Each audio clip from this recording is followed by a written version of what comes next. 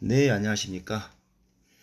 자, 우리 지난 시간에 우리가 심근경색 환자에 대한 평가 및 응급처치에 대해서 쭉 살펴봤는데요. 이번 시간에는 심근경색 환자지만 우리가 흔히 볼 수 있는 좌심실 경색 환자가 아닌 우심실의 경색이 있는 환자, 그리고 후벽 경색이 있는 환자들을 만날 수가 있어요. 이런 환자들에 대한 평가와 응급처치에 대해서 살펴볼 겁니다. 그래서 병원 임상 실습 사후 비대면 2교시로 1시간 정도 RV 임팍 그리고 포스트리어 MI 환자들의 평가 살펴보도록 하겠습니다. 고요. 먼저 여러분들과 같이 심근경색의 심전도 소견, 지난 시간에도 ST 엘리베이션 관련된 부분을 좀 살펴봤는데 오늘은 이제 좀 더 디테일하게 한번 살펴볼 거고요. 또 중요한 게 대부분 심근경색 그러면 레프트 벤트리클 좌측 심실 경색이거든요. 그런데 우측 심실 경색의 심전도를 여러분들 좀 아셔야 됩니다. 그래서 RV 임팍이라고 하죠, 우리가. 우측 심실 경색 심전도를 좀 이해하시는 데 도움을 드리고 싶고요. 우측 경색을 알아야 되는 이유 중에 하나가 바로 후벽 경색, 포스테리어 임팍까지도 우리가 좀 살펴봐야 된다. 왜냐면 RV 임팍이라든가 포스테리어 임팍 환자들은 NTG를 함부로 주면 큰일 나거든요. 컨트라 인디케이션이죠, NTG가. 그래서 이 부분에 대해서 좀 부가적인 설명을 하고 넘어가야 될 것 같습니다. 자, 그래서 일단 심근경색 진단 기준이 뭐 있었죠? 심근경색을 진단하려면 일단은 전형적인 흉통이 있어야 돼요, 환자한테. 그러니까 여러분들이 OPQR ST를 해가지고 좀 비전형적인 그런 흉통도 있을 수 있습니다. 하지만 기본적으로 환자가 칩 컴플레인 자체가 좀 뭔가 스페시픽하고 흉통을 의심하게 하는 전형적인 흉통이 좀 있어야 될 거고, 환자의 호소가 가장 중요합니다. 그리고 연관된 리드에서 연속으로 2개의 리드 이상의 심전도에서 뭔가 이상 소견이 보여야 된다 그랬죠. 예를 들어서 뭐 ST 절의 상승이라든가 아니면 뭐 TAV 인버전 또는 톨T, 초반에 나타날 수 있는 소견들도 있고, 또 심근경색을 시사하는 손상 당하고 있을 때 ST절 상승, 그리고 경색이 완전히 온 경우에는 이제 병적 추파, 이걸 확인하셔야 된다 그랬죠. 그래서 반드시 연속된 2개의 리드 이상의 심전도에서 이상이 있어야 되고요. 그리고 이제 병원에서는 이제 우리가 카디악 엔자임 그래가지고 마이오글로빈 CKMB, 그리고 가장 중요한 트로포닌 I, 트로포닌 T, 이런 심근 효소, 우리가 이제 카디악 엔자임이라고 하죠. 이런 심근 효소 검사를 통해 가지고 또 이렇게 진단을 낼 수가 있습니다. 그래서 환자의 증상, 그리고 심전도상에서 2개 이상의 연속된 리드의 어떤 병변, 소견, 그리고 피검사상에서 심근 효소, 요 3개 중에 2개 이상을 만족하면 우리가 어큐트 MI라고 합니다. 어큐트 마이오카디악 인팍션. 그리고 이 상황에서 EKG에 ST 분절 상승이 있다. 그런 경우를 우리가 스테미라고 부른다. MI는 만족하지만 S절 상승이 없는 경우를 우리가 뭐라고 부릅니까? non 스테미라고 부르죠. 이 부분을 좀 참고해 주시고요. 자, 다음은 이제 여러분들 간상동맥에 대해서 좀 살펴봐야 되는데요. 기본적으로 이 심장의 간상동맥은 보시면 이 대동맥이죠, 대동맥. 자, 대동맥에서 피가 어때요? 우리 몸으로 가기 전에 맨 처음에 가장 맨 처음 이렇게 간상동맥이 나와, 양쪽에서. 그래서 크게는 라이트 코로나리 아터리, 그래서 우간상동맥, 그리고 레프트 코로나리 아터리, 그래서 좌간상동맥, 이렇게 2개로 분포합니다. 그리고 라이트 코로나리 아터리는 이렇게 나와서 이렇게 가기도 하고, 또 하나의 가지는 심장의 뒤쪽으로 가기도 합니다. 얘들은 또 아래쪽으로 가기도 하고요. 랩트 코로나리 아테리는 어떻습니까? 여기에서 또 회선지라고 해가지고 서컴플렉스 아테리, 그래서 왼쪽으로 돌아서 나가게 되고, 또 우리가 아래쪽으로 나가는 안테리어 디센딩 아테리, 그래서 LAD라고 하죠. 이것을 우리가 RCA, LAD, LCX라고 우리 흔히 표현합니다. 그래서 3베스라고 크게 말을 해요. 3베스. 그래서 라테랄 쪽, 전벽 쪽, 뒤쪽, 아래쪽 이렇게 서큘레이션을 하고 있고요. 그런데 여기서 중요한 것은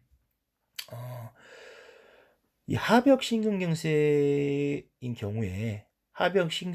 경우에는요, 이 주로 이 라이트 코로너리 아터리에 이 가지에서 피를 공급을 대략 한 70% 정도 한다고 보시면 돼요.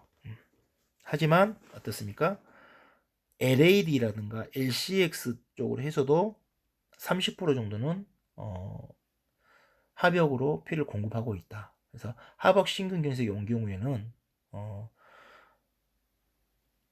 이쪽에 문제도 있을 수 있고, 왼쪽 이 관상동맥에 문제일 확률도 조금 있다는 것을 여러분들 염두해 두셔야 됩니다. 자, 그리고 우리가 이제 심전도의 이 해부학적인 방향을 여러분들 좀 이해를 하고 계셔야 된다고 그랬잖아요. 하고 계시면 좋을 것 같아요.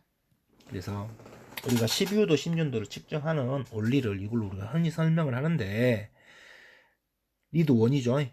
이 방향, 이렇게 가는 방향이 리드 1, 그리고 이렇게 가는 방향이 리드 2, 리드 3, AVF,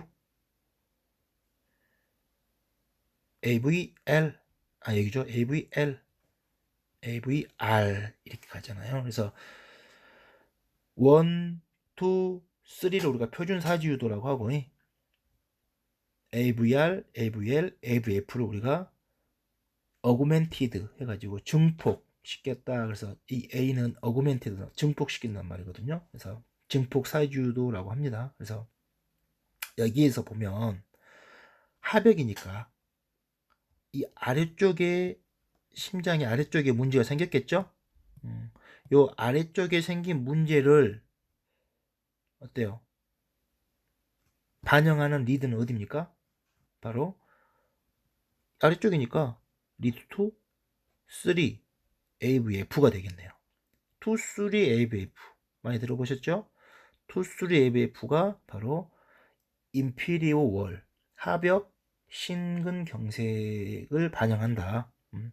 자, 그리고 우리가 측벽 심근경색, 라테랄 월 MI 같은 경우에는 리드 1과 AVL, 리드 1과 AVL이 반영을 합니다.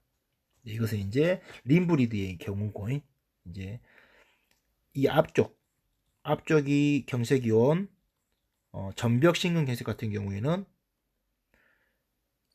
이 프리코디알 리드, 그러니까 이제 체스트 쪽에 붙인 흉부유도 있죠. 흉부유도에서 반영을 한다라고 이제 보시면 되겠네요. 이건 아마 여러분들 심전도를 기본적으로 알고 계시기 때문에 알 수 있겠다. 자, 하지만 중요한 것은 뭐냐? 바로 이 2, 3 AVF에 어떤 경색이 왔다. 그러면 하벽 심근경색을 의심해야 되는데, 이때는 반드시 알아야 될 게 바로 우심실 경색이 동반될 수 있다는 것을 아셔야 돼요. 우심실 경색도 동반될 수 있다는 거예요. 알겠죠? 자, 우심실 경색이 동반됐을 경우에는 환자의 처치가 확연히 달라진다는 것도 여러분들 좀 알고 계셔야 될 것 같습니다. 그리고 라이트 코로너리 아트리가 어떤 문제가 생겼을 때 여기가 맞겠다고 생각해 보세요. 그러면 이쪽으로 피가 안 가겠죠? 여기가 맞겠다고 생각해 보세요. 여기가 막히게 되면 여기도 피가 안 가고 뒤쪽도 피가 안 가요. 뒤쪽. 그래서 포스테리어 임팍도 올 수가 있겠네요. 이것도 좀 생각을 해보셔야 될 것 같습니다. 자, 우리가 지난 시간에 QAV에 대해 살펴봤습니다. 우리 지문 같은 거라고 말씀드렸죠. 이 부분은 지난 시간에 살펴봤으니까 한번 넘어가도록 하고, ST 분절 상승도 우리가 지난 시간에 살펴봤죠. 기억하시죠? ST절을 우리가 정확하게 구분 지을 때는 바로 ST 분절은 TP선, T파와 P파, 이 기준선, 베이스 라인을 먼저 찾고 여기에서 J포인트를 찾아야 한다겠죠. J포인트를 찾고 J포인트에서 작은 칸 2칸 0.08쪽 이동한 지점에서 측정하셔야 된다. 이렇게 설명을 드렸습니다.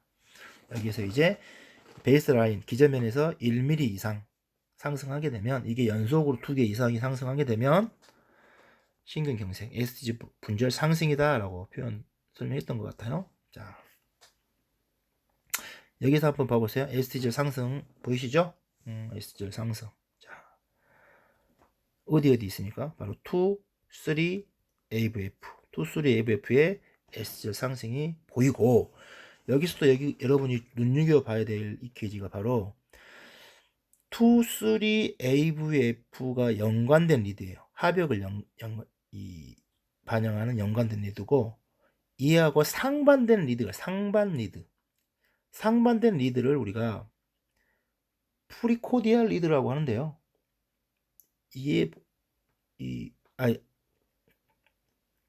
제가 잘못 설명했습니다. 상반 리드를 우리가 상반 변화, 상반된 리드는 뭐예요? 바로 이 라테랄월은 원하고 AVL이죠. 원하고 AVL은 지금 보면 ST절 하강이 보이죠. ST절 하강이 보이시죠? 리드 원에서도 좀 약간 하강이 돼 있고, 그래서 이 ST절 하강이 상반된 리드에서 보이는 경우를 우리가 상반 변화, 그래서 리시프로컬 체인지라고 합니다. 리시프로컬 체인지. 그래서 이 ST 엘리베이션이 연관된 2개 이상의 리드에서 나타나고 상반 변화가 관찰되면 이것은 정말 확진을 할 수 있는 상황인 거죠. 이 환자는 하벽 심근 경색을 이 심전도만 보고도 사실은 거의 뭐 확진한다라고 해도 과언이 아닐 정도로 할 수 있는 상황이다. 자, 여러분들 이 그림에서 여러분들 그 규맥 PPQT 한번 해보세요. 규맥 PPQT. 맥박수 어떻습니까? 맥박수 규칙적입니까? 일단 규칙적입니까? 규칙적이죠? 규칙적이다. 맥박수는 어떻게 계산하죠? 여러분들 잘 아는 계산법 있죠? 300, 150, 175, 60, 50, 42 막 이렇게 가는 거 있잖아요. 이 환자는 하트레이트가 50개도 채 안 되는 것 같아요. 그리고 10초 용지에서는 RAV를 세고 하나, 둘, 셋, 넷, 다섯, 여섯, 일곱, 8번 뛰었잖아요. 그러면 6을 곱해준다. 86, 48. 하트레이트 48개. 48회 분당 48회 브라디카디아죠. 맥박수 느리다. 피파 보이나요? 피파 찾을 수 있나요? 피파가 조금 잘 안 보이긴 한데 피파는 정상인 것 같아요. PR 간격은 어떻습니까? PR 간격은 5칸 이내에 들어와야 된다겠죠? 그런데 이 환자는 PR 간격이 좀 늘어나 있는 걸 관찰할 수 있을 것 같아요. PR 간격이 좀 늘어나 있는 것 같긴 해요. 지금 사진이 좀 작아서 안 보이는데 좀 늘어져 있고, QRS 폭은 정상인 것 같고, 여기서 이제 중요한 것은 ST 분절 상승이 2, 3 AVF에서 관찰이 된다. 그리고 또 어디에서 보입니까? V6에서도 보이네요. V6 그러죠. V6에서도 보이고, V4에서도 보이나요? 근데 이것은 좀 흔들려서 이렇게 보이는 것 같기도 하고, 그리고 SGL 하강 소견 어디서 보이나요? SGL 하강. 리드 1, AVL에서 하강이 보이고, 그리고 V1, 2, 3에서 다 SGL 하강이 보이죠. 그리고 T파는 어떻습니까? T파 높이는 여기서 좀 상승했죠. 상승했습니다. T파가 체스트리에 대해서 10mm, 여기서 5mm니까 큰 칸 한 칸 이상 상승했어요. 10mm 정도까지 상승했습니다. 그리고 T파가 또 뒤집어져 있죠. 여기서는 T파의 인버전 보이고, T파 뒤집어져 있는 소견 다 보이죠. 자, 이 환자는 그래서 인피리어 월 MI가 확실한 것 같습니다. 자, 다음 사진 한번 보시죠. 자, LCD 분절 보이시죠? LCD 분절. 자, 어디 보입니까? V1, 2, 3, 4, 5, 6. 어이구, 다 올라가 있어요. LCD 분절 엄청 올라가 있죠? LCD 분절 상승 다 보이시죠? 눈에 절명하게 보이시죠? 이걸 우리가 이제 광범위한 전벽 경색. 자, 그래서 완전히 그냥 레프트 이 코로나리 아테리가 아주 그냥 토탈로 다 막혀버린 거예요. 그래서 가운데 중격, 전벽, 측벽까지 다 LCD 엘리베이션이 보입니다. 이런 환자들은 정말 급사하기 딱 좋은 EKG입니다. 자, 여기서도 여러분들이 규맥 PPQT를 한번 해보시면 좋을 것 같아요. 규맥 PPQT. 규칙적이고 맥박수는 하나, 둘, 셋, 넷, 다섯, 여섯, 일곱, 여덟, 아홉, 열, 열하나, 66회 정상이라고 봐야겠죠? PR 간격도 정상인 것 같고, 피파도 정상이고, QRS 정상 폭이고, 중요한 건 SG 분절 상승이 V1, 2, 3, 4, 5, 6에 걸쳐서 아주 그냥 전반적으로 다 전벽에 신경색이 의심됩니다. T파도 보시면 V2부터 해가지고 톨티 보이시죠? 여기 톨티 2부터 5까지 그냥 다 톨티입니다. 자,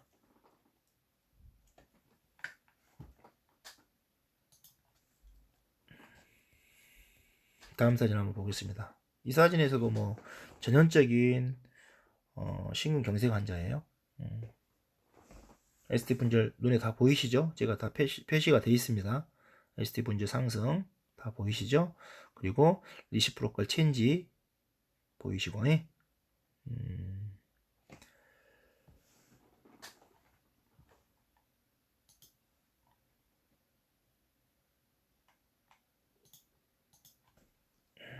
규맥 PPQT 한번 해보시고요. 자, 하이퍼 어큐트 MI 그래가지고 이 환자 같은 경우에는 어때요? 아직은 ST 분절 상승이 어디 보입니까? 한번 찾아보세요. 이쪽에 체스트 리드에서 V1, 2, 3, V1, 2, 3에서 좀 상승이 있네요. 이거 같은 경우는 상승이 아니에요. 톨티만 보이죠, 톨티. 근데 정말 패키드 톨티가 보이죠, 패키드 톨티. 이건 이제 초급성 심근경색으로 볼 수 있겠어요. 이런 환자들. 지금 심근경색이 온 지 얼마 안 된 환자예요. 환자 진짜 초급성입니다. 빨리 뭔가를 해줘야 돼요. V1, 2, 3 안테로 라테랄 쪽에 지금 심근경색이 지금 오기 시작한 것 같아요. 이런 환자들. 자, 이런 환자들이 좀 뭔가가 좀 딜레이 되고 그러다 보면요, 갑자기 그냥 V택이라든가 벤트리클 피브레이션 VPB 잘 뜰 수 있는 환자들입니다. 자, 구맥 PPQT 한번 해주시고, 이런 환자들은 빨리 필요하다면 이송 중에 이제 어떻게 이런 환자들을 평가하고 처치할 것인가, 요거를 이제 이 시간에 이제 한번 배워보자 이거예요. 이런 환자를 만났을 때. 자, 우리가 MI 환자 치료할 때 여러분 잘 아시죠? 모나 세라피, 모나 치료 하시죠? 모나 치료. 근데 이제 여기서 뭐 M이 뭐예요? 바로 몰핀, O는 옥시젠, N은 NTG, 니트로그리세린, A는 아스피린을 의미합니다. 그런데 우리나라의 어떤 한계가 있죠. 몰핀을 현장에서 쓸 수가 없잖아요. 그래서 이제 우리나라 구급대원한테는 저희가 몰핀 대신 모니터링이라고 표현을 합니다. 많이 모니터링을 빨리 하자. 그리고 O2 주고, 그럼 O2는 어떻게 줄 것인가? 그리고 NTG는 어떻게 줄 것인가?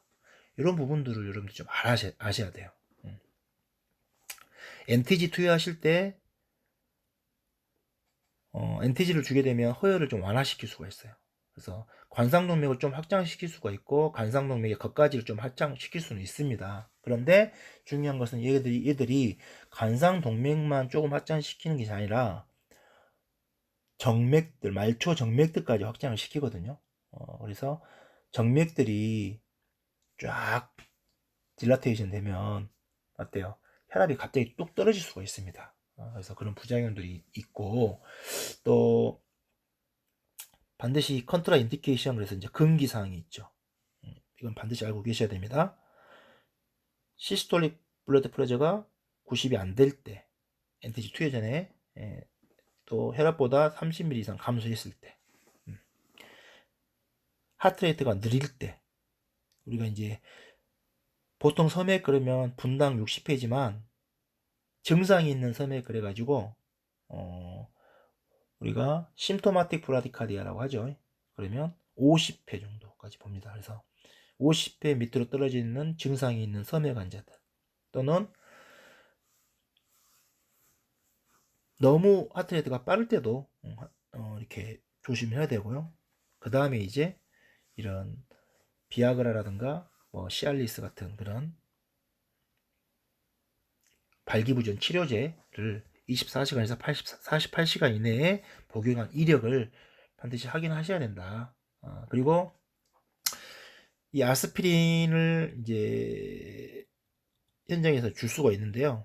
우리나라는 또 좀 어렵긴 하긴 한데, 그래도 아스피린 정도는 또 주는 건 괜찮은 것 같아요. 근데 아스피린을 주게 되면 위장관 출혈 여부를 좀 확인하셔야겠죠. 이 아스피린 부작용이 위점막을 깎아내리는 부작용이 있기 때문에 위장관 출혈 경력 이 부작용을 좀 알고 계셔야 된다.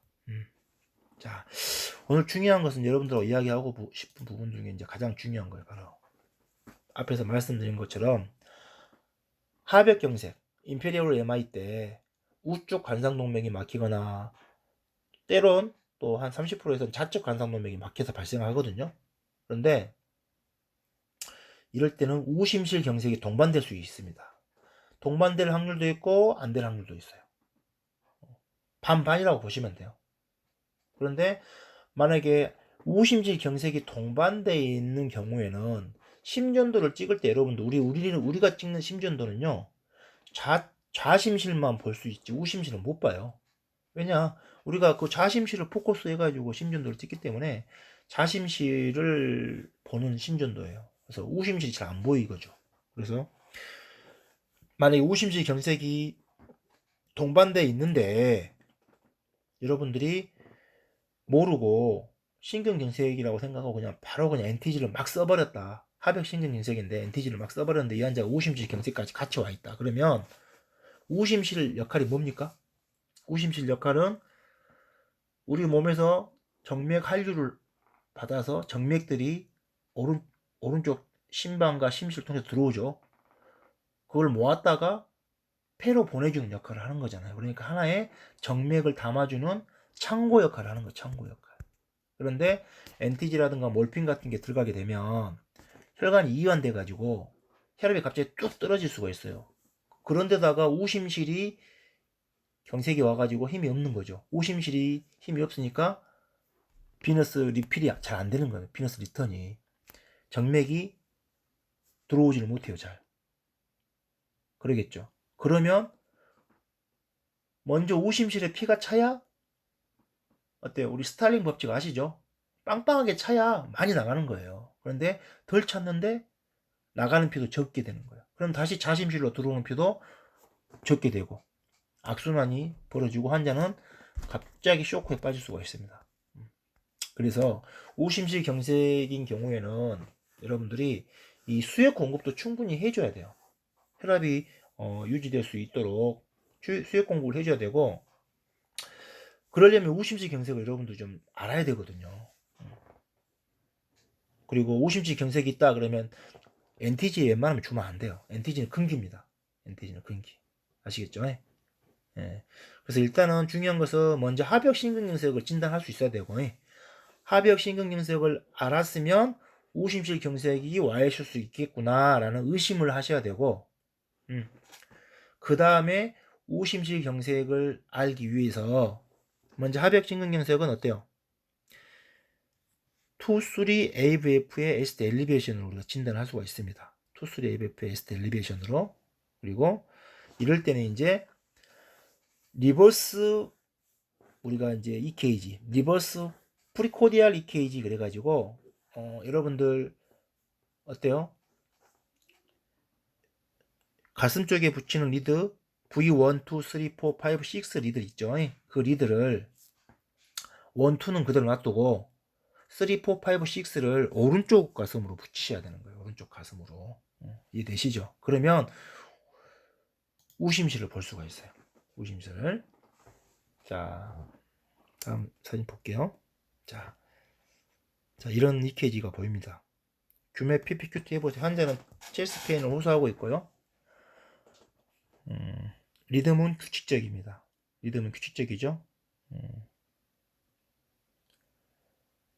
그리고 맥박수도 정상이고 피파의 너비라든가 간격도 정상이고 QRS도 정상이에요. SFT 분절을 봤더니 어때요? 2, 3 AVF에서 약간 1mm 정도의 이 디프레이션 하강이 보이는 하강. 그리고 여기 보시면 이 프리코디알 리드에서도 V2 하강 돼 있죠. 하강이 많이 돼 있네요. 다 하강이 보입니다. 이 환자는 뭐니 있겠을까요?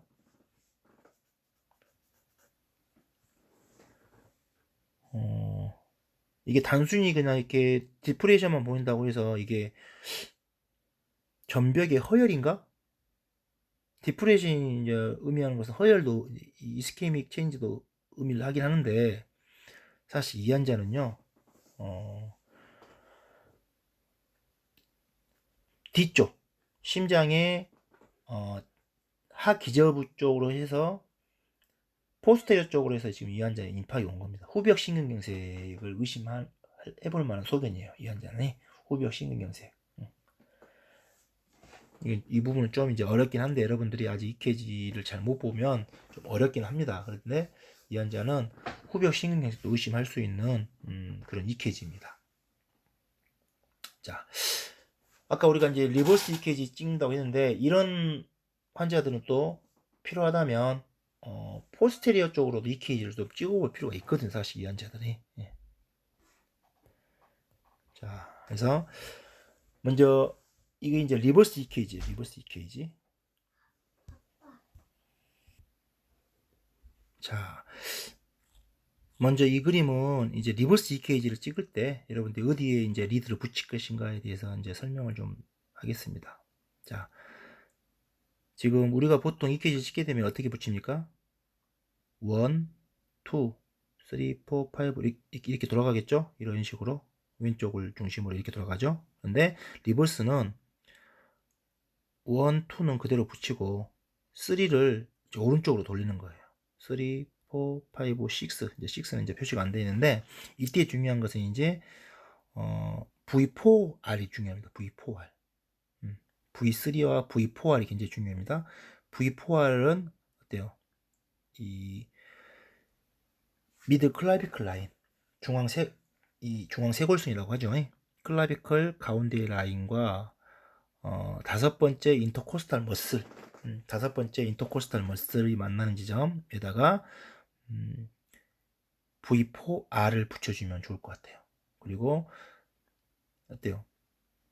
그 안쪽으로 V3, 4 5 이제 R이라고 합니다. 자, 그래서 우리가 보통 V3나 V4R에서 우심실의 ST젤 상승 소견이 보이면 우심실 경색을 진단할 수가 있습니다. 자, 그리고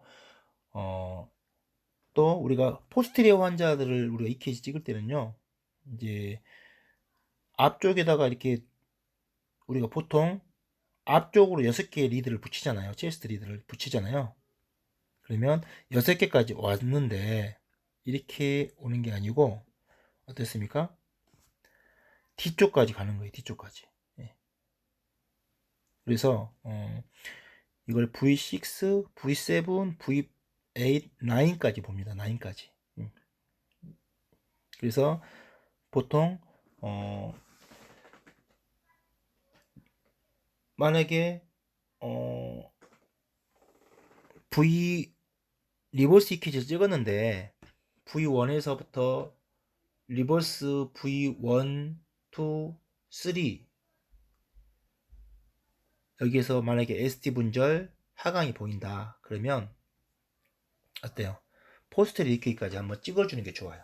그래서 간상동맥 우리가 이 환자에게 정확한 이제 이건 현장에서 사실 여러분들이 좀 하기는 힘들 것 같고 포스테리 EKG까지는 현장에서 좀 어려울 것 같지만 병원에서는 우리가 이제 찍습니다.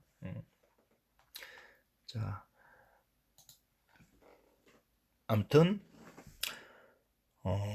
우리가 이렇게 진단을 내리는 이유는 뭐라고요? 바로 RV 임팍이라든가 포스테리어 임팍도 우리가 좀 찾아보자는 거예요. 1급 문구사 들으면 LV 임팍은 우리가 흔히 이제 보는 심전도로 알아낼 수 있지만 RV 임팍을 알아야 여러분들 어때요? 뭔가 실수를 안 하게 됩니다. 아시겠죠? 자, 시나리오를 하나 보도록 하겠습니다. 64세 남자 환자인데 조이는 듯한 양상 흉통이 있어 신고를 하였습니다.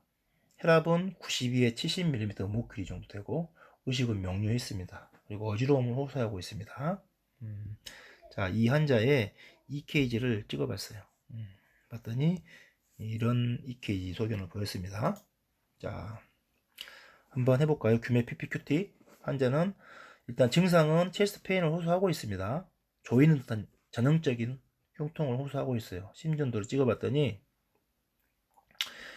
규칙적이죠. 맥박은 정상이죠. 네, 하나, 둘, 셋, 넷, 다섯, 여섯, 일곱, 여덟, 아홉, 열, 열하나, 열둘, 72회 정도 됩니다. 하트레이트 정상이고. 자, 피파의 너비는 3mm 3칸 정상으로 봐야겠죠. PR 간격은 5칸입니다. 5칸. PR 간격은 5칸인데 좀 늘어나 보이긴 합니다. 이게 지금 잘 안 보이는데 어디가 잘 보이느냐? 이쪽이 좀 잘 보이, 이쪽이 좀 잘 보이긴 하는데 그림이 좀 작아서. 근데 자세히 보면 한 5칸보다 살짝 늘어나 있긴 해요. 이쪽에서도 봐도 살짝 늘어나 있고 PR 간격이 좀 늘어나 있고 1도 방시 차단 정도 보이기도 합니다. 자, 중요한 건 아니죠. QRS 폭은 넬로 QRS죠. 정상이죠. 좁은 QRS를 보이고 있고. 자, ST 분절 중요한 거. 어디 ST 분절 있죠? 찾아보세요. ST 분절 상승. 리드 2 ST 분절 상승 있죠. 자, 정확히 보면 몇 미리 정도 있냐면 한 2mm에서 3mm 정도. 2mm, 이쪽은 한 3mm 정도 있습니다. 연속된 리드에서 2, 3 연관된 연속된 리드에서 연속으로 보이죠. 2, 3 또 연결된 데가 어디요? AVF죠. 2, 3 AVF에서도 ST젤 상승 보이죠. 그리고 리시프로컬 체인지 ST젤 하강 소견 보이고 있고. 네,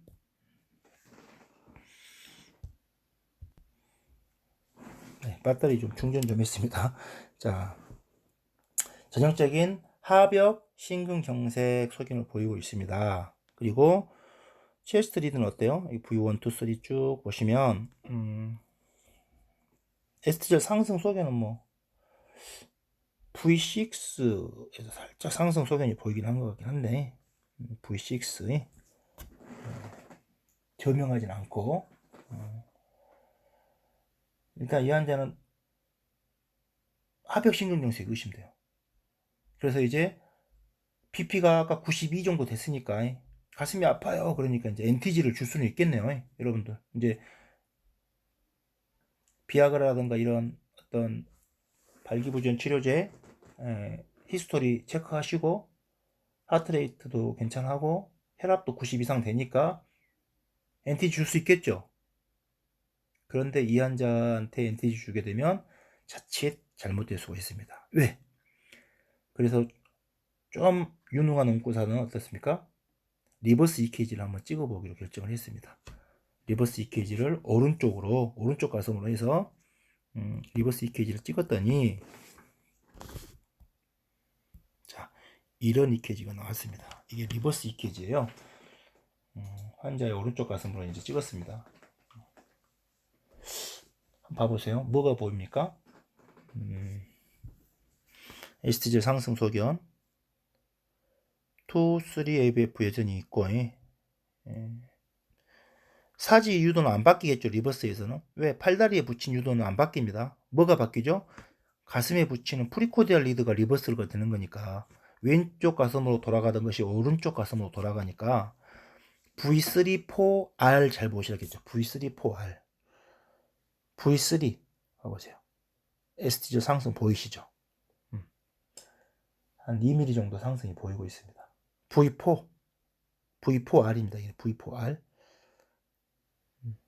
원래는 왼쪽 그 리플 밑에 붙어 있어야 돼요. 지금 오른쪽 미들 세레브랄 미들 클라비클 라인 쪽으로 해가지고 지금 5번째 인터코스탈 머슬에 붙인다겠죠. V4를 보니까 어때요? S자 상승 보이죠? V5도 보이죠? 이 환자는 지금 오른쪽 심실에 경색이 있다는 것을 여러분들은 이제 이렇게 리버스 EKG를 찍고 아셔야 돼요. 그러면 이 환자는 우심실 경색이 있다. 이때 NTG를 주게 되면 어떻게 된다? 몰핀을 만약에 혹시라도 이제 미국에서 파라메딕이 몰핀을 줘버렸다. 그러면 어떻게 된다? 혈압이 뚝 떨어지고요. 비너스 리턴이 안 돼버립니다. 심장으로 피가 잘 못 올라와 버려요. 심장이 받아들이지를 못하니까 잘. 그러니까 이제 짜낼 피도 없어지는 거예요. 그럼 환자는 바로 쇼크에 빠지게 됩니다. 그럴 때 응급처치는 어떻게 될까요? 응급처치. 바로 플루이드 로딩입니다. 플루이드 로딩. IV 라인 잡고 500cc 로딩, 풀 로딩 해야 돼요. 일단은 먼저 빵빵하게 만들어 주셔야 됩니다. 우심실을 펴줘야 돼요. 쫙 펴줘야 돼요. 그리고 볼륨을 채워줘야 됩니다. 이게 바로 RV 임팍에 있어서 여러분들이 반드시 상기하셔야 될 내용이다. 어휴, 벌써 그냥 시간이 많이 와버렸네요. 그냥 지금 2교시 2교시 해야 될 시간인데 지금 상당히 시간이 오버된 거라서 제가 그냥 정신없이 하다 보니까 지금 계속 그냥 쭉 이어서 3교시까지 연속으로 이어서 강의를 하도록 하겠습니다. 자, 다음 환자도 한번 보실까요? 자, 두 번째 환자입니다. 78세 할머니시고 이 조이는 듯한 양상에 어떤 흉통이 있다 신고를 하였습니다. 혈압은 140에 70 의식도 얼럿하셨고 어지러움을 호소하는 환자였습니다. 자, 그래서 EKG를 찍어봤습니다. EKG 찍어봤더니 이런 EKG가 나요. 아까도 좀 한번 봤던 EKG 같은데요. 그렇죠. 규칙적이고 하트레이트도 정상이에요. 다 정상인 것 같아요. 에스티절 엘리베이션이라기보다는 에스티절 하강이 막 여기저기서 많이 보이죠. V 1, 2, 3, 4, 5에 걸쳐서 에스티절 하강이 보이고 자, 티파도 정상이고 연세가 있어서 이거 뭐지 넌스템인가 의심할 수도 있어요. 투스 레베프도 다 하강이에요. 자, 여기서 이제 한 가지만 더 설명하자면 전벽을 시사하는 전벽을 나타내는 이 앞쪽과 옆쪽 그리고 중격을 나타내는 게 심장의 자심실의 전벽을 나타내는 부위에서 다 에스티젤 하강이 됐죠.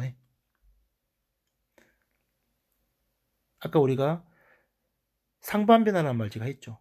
2, 3 AVF의 상반되는 1 AVL이 2, 3 AVF ST 엘리베이션이 있을 때 어때요? 반대 리드에서는 하강이 보였죠. 전벽에 하강이 다 보인다는 것은 반대 리드가 어디예요?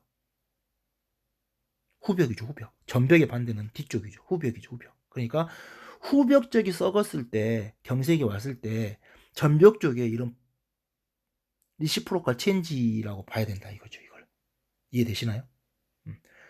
우리가 앞쪽으로 EKG를 찍었잖아요. 뒤쪽은 안 보고 일단 앞쪽으로 찍었는데 앞쪽에서 다 이렇게 뒤집어져 있는 거예요. 그러면 이것은 단순히 허열 때문에 뒤집어졌나? 일 수도 있지만 어때요? 뒤쪽이 썩었는데 상반 변화로 이렇게 하강이 보인다는 거죠. 그러면 뒤쪽을 의심하고 뒤쪽까지 찍어봐야 돼요. 그래서 아까 앞쪽에 붙일 리드를 뒤쪽으로 돌려서 붙여야 된다는 겁니다. 이해되셨죠? 자, 그래서 포스테리어 EKG를 찍어봤어요. 그리고 6번 다음으로 V7, 8, 9까지 붙이는 거예요. 아시겠죠? 7, 8, 9를 붙이고 이렇게 심전도 이렇게 표시해주면 좋아요. 7, 이거는 V4라고 표시되어 있지만 원래는 7이다, 8이다, 9다. 알겠죠? 왼쪽 가슴에 붙인 게 아니라 앞쪽에만 붙이고 뒤쪽으로 3개, 앞쪽에 3개, 옆구리 지나서 뒤쪽으로 3개를 붙이는 겁니다. 그래서 7, V7, V8, V9을 표시를 해주고 여기서 이제 STG 상승이 있는지를 보는 거예요. 보니까 STG 상승이 있잖아요. STG 상승 보이네요. 네. 1mm, 2mm 정도의 ST 엘리베이션 보입니다. 자, 그러면 어떻게 해야 될까요? 일단 이 환자는 어때요? 스테미예요, 스테미. 네, 넌 스테미가 아니라 스테미 환자다 이거죠. 그리고 모나 치료 하셔야 됩니다. 모니터링 하시고 O2 주시고, O2는 SpO2 측정을 하셔가지고 94% 이상 나오도록 94% 정도만 유지하도록 주시면 돼요. 내잘 프롱으로 분당 4리터 주는 거죠. 막 숨쉬기 힘들다고 해서 막 마스크로 주시면 안 되고요. 막 100% 맞추려고 노력하지 마시고 세츄레이션을 막 높이려고 노력하지 마시고 94 이상이면 괜찮아요. 하지만 94 밑으로 떨어지면 O2를 좀 주셔가지고 94 이상으로는 끌어올려 주셔야 됩니다. 아시겠죠? 자, 그리고 나서 PCI가 가능한 병원으로 빨리 이송을 해야 됩니다. 그리고 중간중간에 환자에게 나타나는 바이탈 또는 심장 모니터링을 지속하면서 VTEC이라든가 VPIP 어레스트 또 어떤 하이 디그리 블락 굉장한 그 섬액성 부정맥이 나타날 수 있기 때문에 반드시 모니터링을 하면서 이송을 하고 이 환자가 도착하는 병원의 의료 지도를 통해서 또 이 환자의 상태에 대해서 보고를 해야겠죠. 그래야지만이 환자가 병원에 도착하자마자 빨리 처치를 받을 수 있게끔 미리미리 준비할 수 있게끔 시간적인 시간을 좀 벌어 주셔야 된다. 자, 그래서 오늘 여러분들이 금성 간상동맥 증후군 특히나 노인 환자분들한테서도 많이 나타납니다. 특히나 간단하게 지나칠 수 있지만 RV 임팍을 의심해야 되는 소견들도 오늘 좀 알아봤어요. 그래서 LC 상승도 알아보셨고 또 하벽 경색에서 우리가 V4R 꼭 확인하셔야 리버스로 찍어봐야 된다. 그리고 후벽 경색에서 V7, V8까지 해가지고 V9까지도 봐야겠죠. V7, 8, 9 붙여가지고 3개를 더 뒤쪽으로 붙여가지고 후벽 경색도 한번 살펴보셔야 된다는 것을 살펴봤습니다. 그리고 NTG 사용의 금기사항까지 여러분들 한번 이야기를 해봤어요. 자, 동영상을 한 편 보도록 하겠습니다.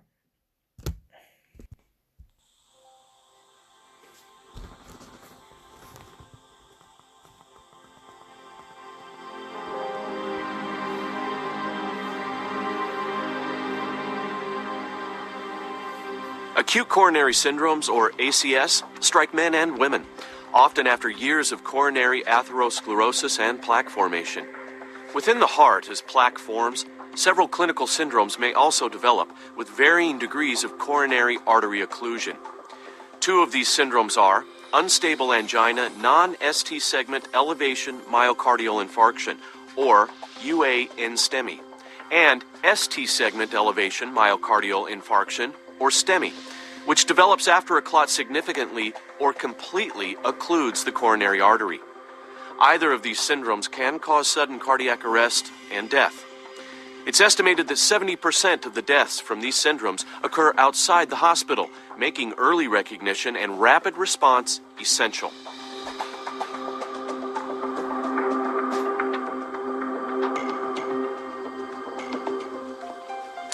Welcome to the American Heart Association Acute Coronary Syndromes video. This video follows an evolving STEMI case from the moment symptoms begin through treatment following the ACS algorithm. Watch how emergency medical services, or EMS, and hospital personnel use the STEMI chain of survival to provide a system of care that recognizes and rapidly treats the underlying causes of ACS. You don't go past me at the same time. That's like being drunk or something. Hey, guys. It's crazy. Morning. Hey, Hugh. How are you? Okay, I guess you. Oh, you're great. Hey, we got your favorite donuts. Want one? No, not now. I'm not feeling so great. I got a little heartburn or something. Hey, suit yourself. More from me. Yeah. Yeah, you must be feeling bad to turn down donuts. Can I get something else for you? I've actually got some antacids if you want. Oh, hey, thanks. You know, I'm sure I'm going to feel better once we get going this morning. Oh, yeah. See you in a minute. All right.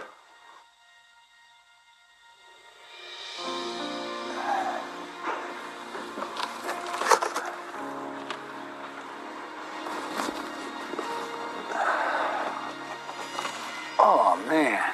What's wrong? My back and my chest. All of a sudden, it's like an elephant sitting on my chest. I got to sit down. I feel a little dizzy. Let me help you, bud. Besides nausea and dizziness, the symptoms of ACS can range from jaw and neck discomfort to a squeezing pressure in the chest that may spread to the back or down the left arm. Significant obstruction within a coronary artery may result in a STEMI. This obstruction deprives the heart muscle of blood and oxygen, which can lead to irreversible heart damage or death if not treated promptly. I'll be fine. You gonna be all right? I just got to catch my breath. What's wrong? Hugh's not feeling well. He says his chest hurts and he's feeling dizzy. Oh, man, it's killing me. You know, he hadn't been feeling good since he got here this morning. You think maybe it's a heart attack? Might be. I'm calling 911. Go grab the AED and first aid kit out of the break room. 911, what is your emergency? I think one of my employees is having a heart attack. I see you're located at 459 Industrial Drive. Where's the patient? He's right here. He's complaining that his chest hurts and he says he's lightheaded, kind of dizzy. Is he awake? Can you talk to him? Yeah, he's awake and able to talk. I'm going to dispatch paramedics to your location.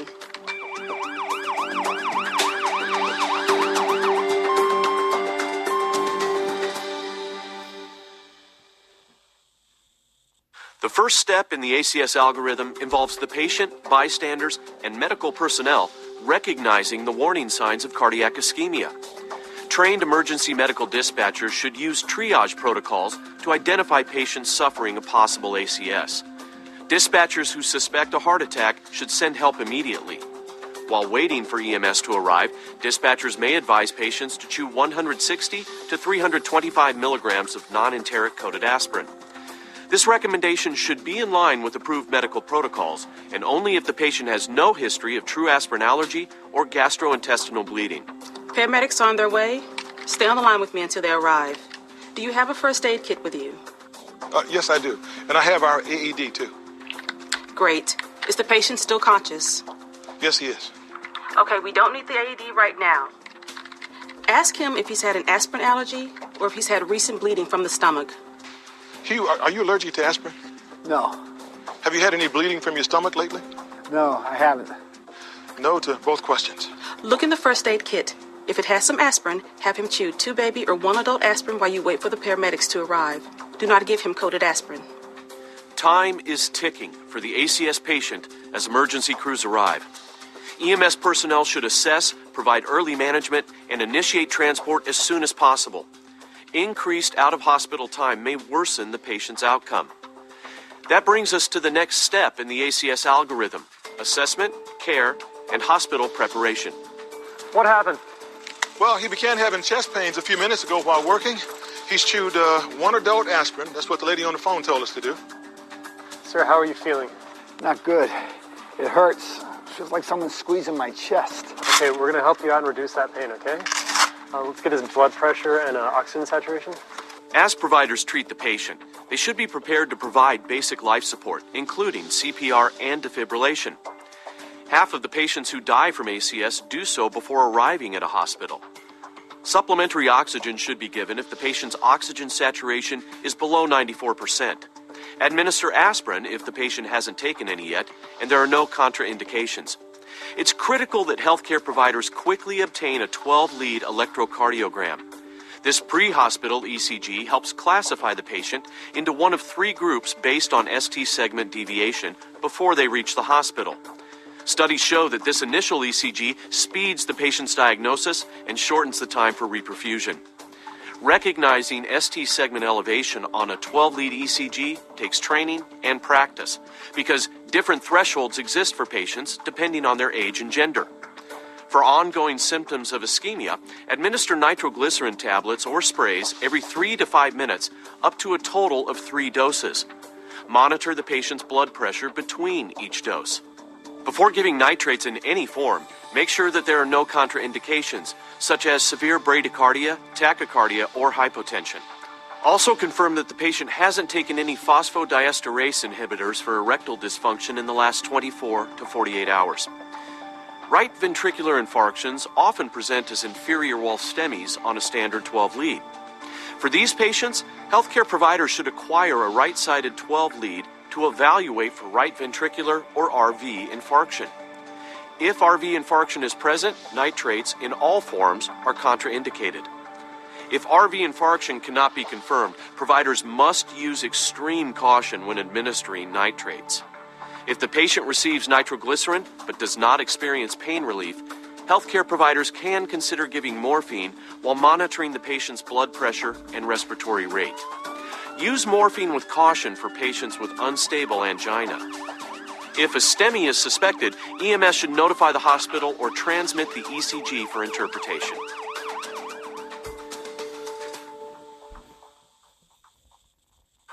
County Medical, this is Rescue 1. We have a STEMI alert.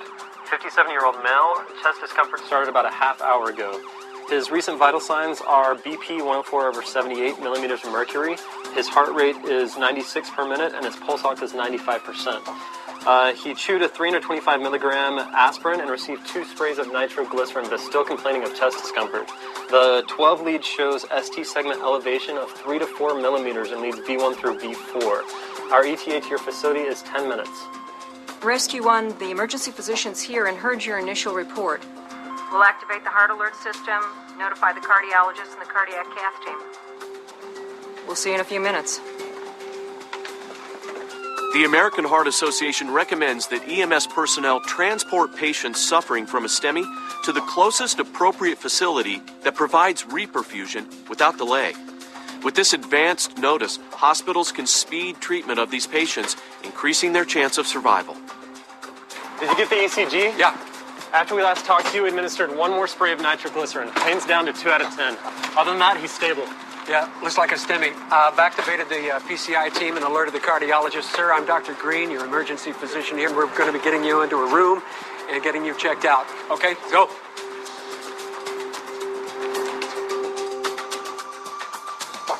When the patient arrives at the ED, we move to the next step in the ACS algorithm.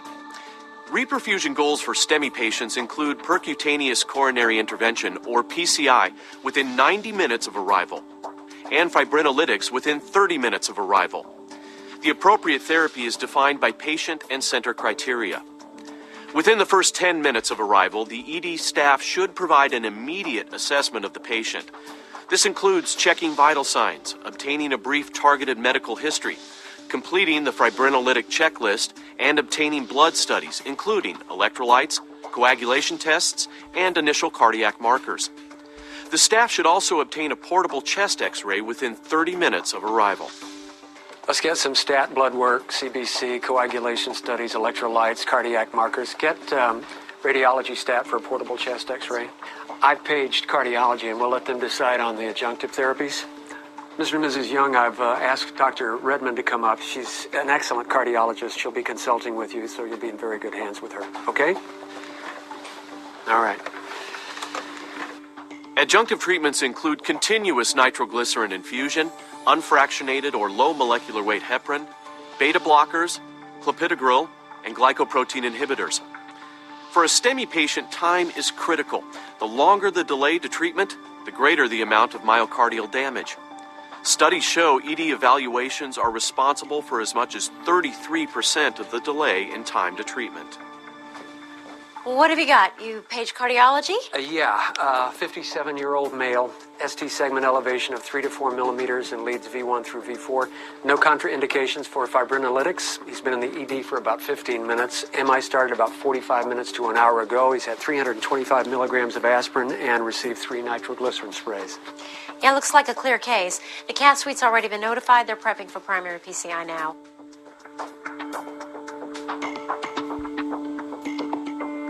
The final link in the STEMI chain of survival is treatment. The preferred reperfusion strategy for STEMI patients is percutaneous coronary intervention. Patients meet the 90-minute window from ED arrival to balloon inflation in the catheterization lab. Hi, Mr. Young, Mrs. Young. How are you feeling? I felt better. Yeah. Well, I'm your cardiologist, Dr. Redmond, and I want to talk to you a little bit about what's going on, okay? I've reviewed your test results, and it appears that you have a blockage in one of the arteries to your heart.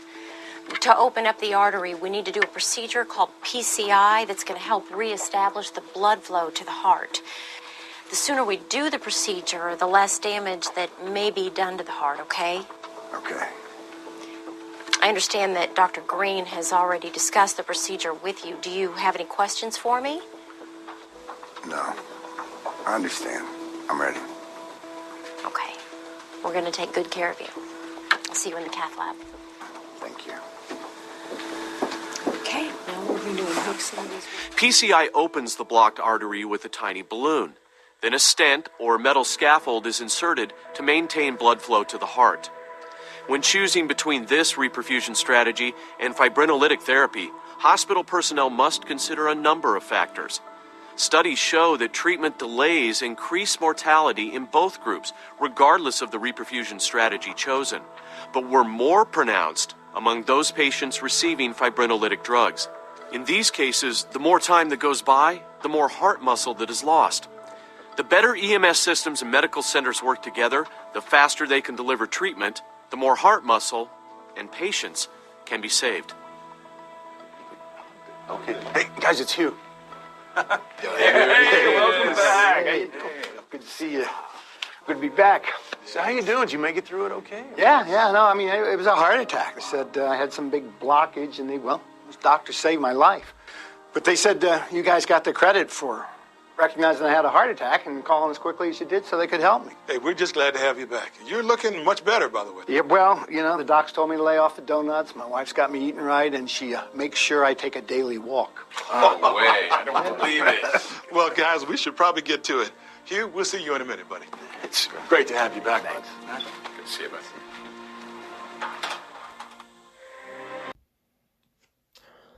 네, 동영상 잘 보셨죠?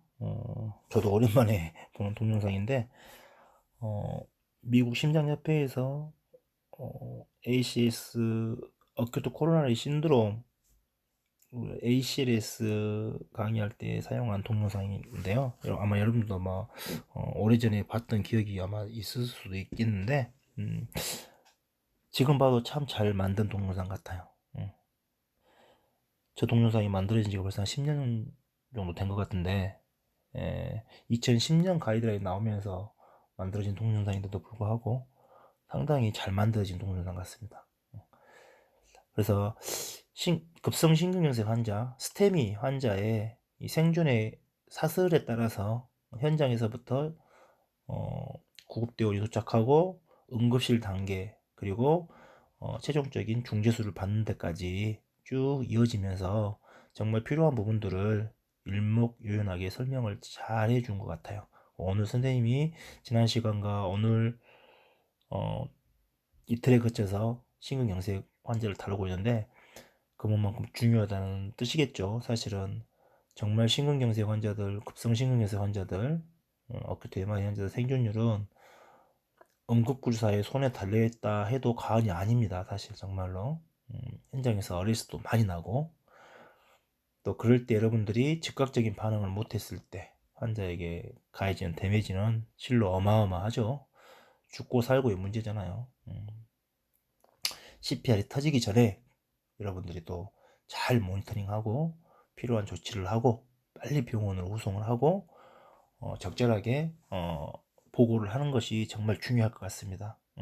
그러려면 여러분들이 많은 지식과 경험이 필요할 것 같아요. 그래서 최근에는 이제 구급대원에 의해서 지금 12유도, 심전도를 측정하고 병원으로 준송하는 게 지금 시범사업이 지금 진행되고 있고, 그 결과에 따라서 지금 아마 보편화 될 것 같습니다. 그러면 이제 그만큼 여러분, 이제 우리 연구사들의 역량도 늘어났지만 책임도 따라서 늘어나는 거라고 생각을 합니다, 저는. 그래서 심전도를 좀 더 여러분들이 알아야 될 필요성이 여기에 있지 않냐. 그리고 오늘 살펴봤던 RV 임파학에 관해서도 좀 모르고 있던 부분일 수도 있겠지만 정말 중요한 부분이기 때문에 제가 다시 한번 시간을 내서 강조를 드렸습니다. 자,